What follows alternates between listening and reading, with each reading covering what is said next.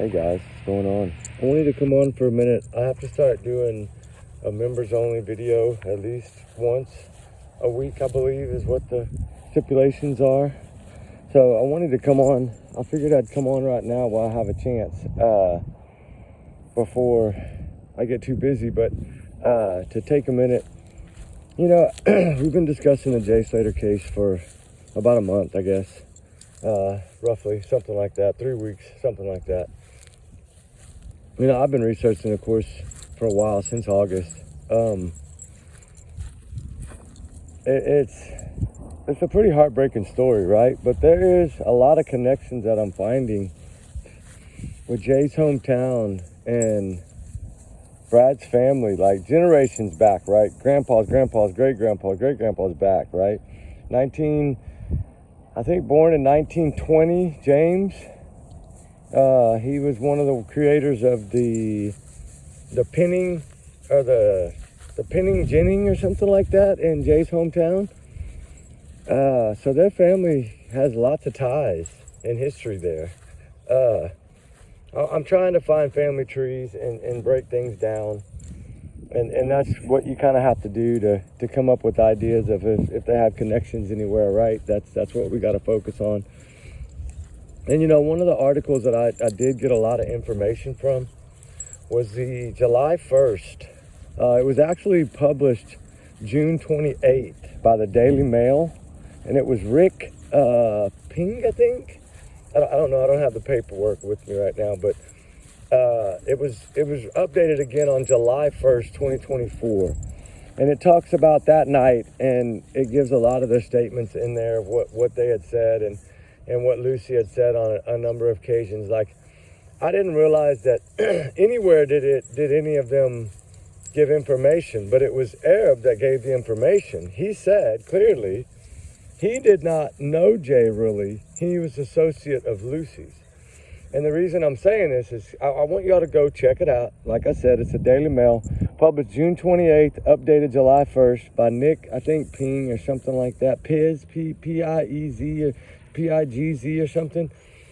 He, I guess, works for the Daily Mail. He was down there in Tenerife, you know, boots on the ground, right, down there, talking and visiting with everyone and talking to the lady that, you know, that saw Jay, and he was doing all that. Really good reporting work. And he put some of what he discovers in there. And, you know, about that night, you know, we've talked before about the watch, right? And then it not being really, we don't believe it's real. But if you go back and read this, what this guy, Nick, discovered was that on that night when that fight broke out in front of the Los Mexicanos or whatever it's called, sorry, there's an airplane. He did report in there that the police were investigating a stolen watch after the fight, and that supposedly it was posted on social media there on that site that the watch was seen in Arab's car. I've never found this before, and I wanted to discuss it, and I wanted y'all to be able to go look it up and read it, because it's clearly in there, you know. And I mean, I don't really come up here and talk anything that I haven't pretty much vetted out, right? And I've reached out, I've double checked this information, and I've read it twice, and once on their main website and once on the post they made on that particular date, right? So I do have, watch those thorns, I do have a lot of information I'm working on right now with the Jay SLATER case, with Arab and Rocky, right? We've kind of narrowed it down to 3 individuals. But, you know, they use, of course, the police. Even Nick in that interview he just used the unnamed man, right? And it says there's little information about this guy. You know, they talked about Johnny Vegas, and they drink Hennessy whiskey. And he did a big write-up about the whiskey man and the Jay SLATER case. And, you know, who are they? And, you know, after him talking to Lucy, he spoke with a lot of them, and 6 of them. And he kind of gave a little bit of all their stories in there. I don't know if anybody's found it. It was kind of hard to find. But I did find it yesterday when I was at work searching. I was kind of just searching some old news, trying to go back to the beginning and see if I could get some more information, get some video from the Los Americans area to see what hotels were right there, you know, because we've been working on getting cameras from hotels and video surveillance and stuff. So we're working on a lot right now, but, you know, I did want to come on, like I said, for a minute and discuss a few of these things, because also in that article, he says that Arab had on the orange wristband, which means that he was allowed in the rave, but Rocky wasn't. So I'm starting to try to put this together, because I wondered, why would they be there if they weren't in there, right? Yes, they were seen at some of the pubs and the bars around, the nightclubs around, you know, drinking Hennessy and Chronic and all that stuff. And then, of course, we find out now that Arab did have a wristband, when I know he's clearly stated that he didn't have a ticket, but how come Nick says he had a wristband on? Like, I guess when he talked to him, maybe, or some of the photos that he's seen when he was over there from other people that he visited with. Because he spoke to a lot of people that were at the rave that didn't really know Jay, but had photos. So he must have caught this on a photo somewhere, or he would not have put it in there, right? This is a man that does journalism for a living. He has no reason to lie, right? So I do take these things seriously when they put them out like this, because you have to, right? What else do we have? What else do we have? So if he can give us some information, if we can gather data from them too, it's worth it. A lot of times these news channels are the ones that really help, because they're boots on the ground right away, right? They try to get there, fly there, boom. So they start interviewing anybody who's at that rave before people go home. So they're getting to talk to people that, you know, if you go a couple of weeks later, you don't really get to speak to. So think about it that way. You know, they're getting early information that we need now, because we weren't boots on the ground early, right? So, you know, needless to say, of course, allegedly, these are my opinions. I forgot to say that. Allegedly, these are my opinions, my thoughts, my theories, my speculation, not to reflect the channel. Y'all's comments, y'all's and y'all's alone. Y'all do y'all's research, I do my research, we do our research together, and trigger warning times 100 million. But, you know, it's, remember, I'm a big alleged bubble, but, you know, the thing is, to me, is that, you know, there's so much information in some of these articles, and people will just, like, read the beginning and read a little bit, and then they pan on to something else, right? And so, what is this? And so we don't really know, you know, like what it is that they're, I don't see anything, bro. I don't see nothing. What they're, who they're talking to, right? I wish they would put names of individuals, but they never do that. Like, that way we could maybe vet it up, you know? Doesn't always work that way, though. But we did reach out to some of the news people to see if they had anything that they never published, that maybe they had written down and wrote up but never really put out there, just to see if there's any other clues or hints that could be in any of this information. There's a lot of ways you can do research. You just have to really break it down, right? Like, I worked on a new job board a little bit last night, and it's gonna have like all their names on there, like Jay, Lucy, Brad, Brandon, the main ones that, to me, that were involved. Arab and Rocky and Junior, whatever they call him, JR, Junior, whatever. He's got a couple of different aliases out there, but I'm breaking down a little bit of each person, a little bit of their background, a little bit of their stuff, and trying to connect dots with different news outlets that gave different statements to see how many inconsistencies, right, are there, right? That's the whole plan of this, is to find out how many inconsistencies are in their stories, because that's one of the only ways that we're going to figure this dang thing out, right? I mean, we got a lot of data, but now that stuff gets out there, they start blocking their phones and start doing things that, you know, hinder what we do. That's why a lot of times they don't put the information out early. And I knew I should have held on to it a little bit longer, but I felt like it was, you know, time. I've been balling it up and wanting to talk about it for so long, a couple of months, right, since I started my channel. And I kind of waited and let things die down a little, and then waited till I figured that the UK police were really looking at it again. And that's kind of when I started really saying, okay, we got all these pieces coming, let's see if we can help them out, right? That's kind of what I did, and why I really started talking about it. And if you'll notice, when I really started putting out the videos, it was about the time that the first stuff was seen, the activity was seen on his phone number, and so on Jay's account. So that's kind of when the ball started really rolling for me, because I was like, okay, if we can help them, it's like I said, it's always worth it, right? And so, you know, justice for somebody that's voiceless is always great. That's how I see it. And so, with that being said, I want to be able to tonight. You know, I'm gonna try to do the Thursday night video, and if I can get everything done, which hopefully I should. I don't know. Depends on what time I get off, but sometimes I don't get off till 7, and it makes it hard because it's already dark, and then, you know, I run out of time. But I will do my best to get it done, guys. And then I want to really go over a little bit about Brandon, because we know now that he spoke with the Tenerife police even to try to help assist in the investigation. Like, I didn't know that either until now.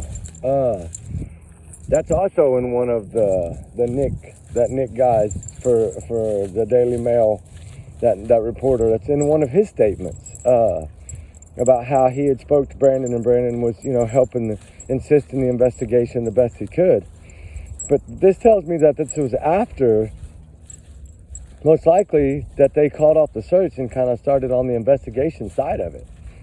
Because remember, they didn't really investigate it in the beginning, but then they got so much heat that they had to really go, like, send their little fake forensic team over there, which, you know, was not a forensic team at all. That car is seen parked behind another building with a cover on it now, a tarp on it. So whatever car they were in to do that crime scene, whatever, it's seen in another house down, like a building, like a commercial site that's all closed up. It's seen sitting over there on satellite pictures. So there's a lot of stuff that we're, you know, trying to vet and trying to get the true story, right? Like, you know, so we can kind of piece together what exactly we think happened. Because Lucy says, a lot of people think Lucy left with Brad. Brad stayed, Lucy's left by herself. Like, even Nick, though, said Lucy told him she left alone because she was tired from the weekend. And then Brad later said he tried to beg Jay to come back with him, but Jay wanted to go with the two men, and that they were okay and cool, and that Jay had been speaking to him after the guys fell asleep. But it's saying that they didn't leave. The last sighting of Jay on camera was 1 a.m., right? And then supposedly the second sighting, according to the Tenerife police, was 6 a.m. outside the clubs, getting in the car with the two men. So if that's the case, and that's real and they're not lying, that changes the whole timeline. Because if he didn't leave till 6 a.m. from the clubs, and then he was sending Snapchats at 7:30 with an hour drive almost, like, they had just recently got there. Those guys must have went straight to bed, like, when they got there or something, if they were supposedly asleep, according to Brad. So, I mean, I know we can't trust the law enforcement over there. It's hard, but we have to at least try to see if what they're saying is correct, right? Because you can't go against them. I'm here in America. I can't go against what they say. Now, I can try to prove that they're lying, but what's that going to do, right? We just want justice for Jay Slater. We just want the truth, and whoever to be held accountable to be held accountable. That's all we want. And you know, and then we'll close this chapter and go on to some of the next ones, right? It's like, that's what it's about, is just getting the truth. You know, this was a human being, a young man that had his whole life ahead of him and was going to grow into a man and probably have family and children, and all that was taken short, right? For what? For what? That's what I'm trying to figure out. There's really no motive here, unless you go back to the Tom Hilton thing, unless something else had happened bad and we didn't know about it and it's not publicly talked about. But I think they drug his poor whole life all the way through, from when he was 12 all the way. Now, there could have been things that maybe had never been brought up that happened between friends. That could be a motive, but what? And that's the hardest thing to figure out was, you know, some people that I've spoke to feel that this was like some kind of rapper guys thing, right? Like they wanted to show how like tough and all this they were. And, you know, I've heard that a few times, and I heard it again in the comments, I think a few days ago. And I was like, man, why are people talking about this? Like, really, is it that bad? And, you know, I can't dig into every little thing because I just don't have the time. But I'm trying to basically go off of stuff that I know is legit. And in this case, it seems like the only one we can trust is like, there's 2 news reporters out there that we can really trust, that their stories all add up. Like their stories match, right? So the Daily Mail and then the other one, the Sun. There's I don't remember how to say her name correctly, but she's really good, right? And she puts basically quotes and everything like you should when you're, you know, relaying what they said to you. So I do go by those 2, and it kind of does fit our story. And with what, you know, they put out does really line up with what we're discovering. So I still think it was more like between 2:40 in the morning and 3:57 a.m. that something bad probably happened. Now, it's possible that it was later in the morning, but I don't know. And now, if this is really correct, that the Tenerife police say that they have CCTV footage of Jay getting in their car at 6 a.m., that means that's after the fight broke out, I guess. That's after everything. Because they also reported that the watch was supposedly in Arab's car. So that really makes no sense to me. Because I always thought the watch was a bunch of BS, just another one of their cover stories. But maybe it wasn't Jay that took the watch. Maybe it was somebody else. Maybe it was one of them too. Were they sitting in the bars hunting down watches? Is that what they were doing? Like, I don't know. You never know what these people do. Some people prey off of tourists, right? They do. And it's sad. I mean, did Jay have a lot of cash? I mean, we don't know, right? We know that he's now in one of the articles, he did supposedly have the black bag with him. So if that's true, wow, oh wow. I mean, evidently it didn't have an air tag in it like some thought. But then again, if they, you know, crushed it or deactivated, then it wouldn't have worked anyway. So, I mean, there's ways to disable them, right? I mean, there's a lot of ways you can do it. But I don't know. If they had access to his phone, they could have turned it off. They could have done a lot of things. And then that's the hardest part, is trying to see how smart they really are, right? Like, to me, the smartest one in this whole mess is Rocky. The one that's staying quiet and shutting up, right?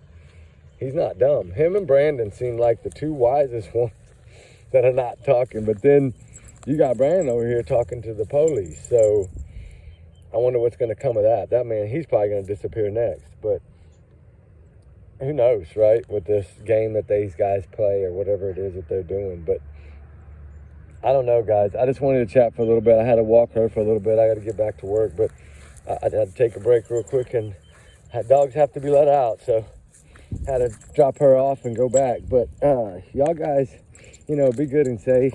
She has to stay with my grandma, with my mom during the day when I'm at work usually. So anyway, y'all guys be good, be safe.